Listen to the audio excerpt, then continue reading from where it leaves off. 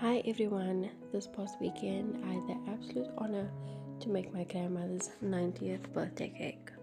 I started with no real design in mind except that I knew I wanted to make it pink with flowers. I am doing a 2-tier cake, so this is me starting off with the first tier. It's a vanilla cake and I'm stacking it and crumb coating it with white buttercream. The crumb coat is just a thin layer of icing on the outside just to trap all the crumbs so that it doesn't make its way through to the final coat. Here I'm starting on the second tier.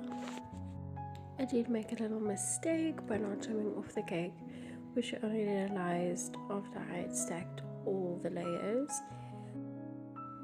While doing the second tier, my first tier is in the freezer just chilling, because decorating a frozen cake is so much easier than doing a cake fresh. It's a lot more stable and it helps the icing to stay firm onto the cake and doesn't allow it to slide.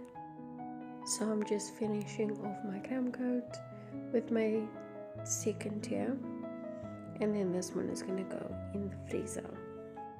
The crumb coat doesn't have to be perfect, as you are going to go over it with more icing, and as long as that layer is perfect, everything will be good.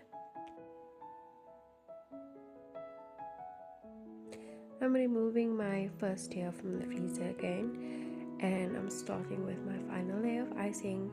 I decided to do ombre, so I'm starting with white on the top, a light pink in the center, and then a dark pink at the bottom.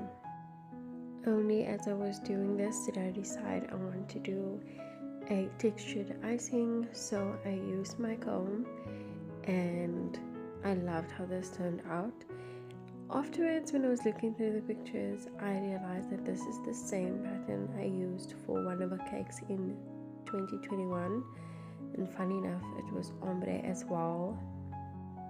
And now I'm starting with the final layer on the bottom tier. The bottom tier, I decided to flip the gradient around. So I started with white at the bottom, then the light color, and then the dark color on top, so that when I stack the cakes, the two dark colors will meet in the middle.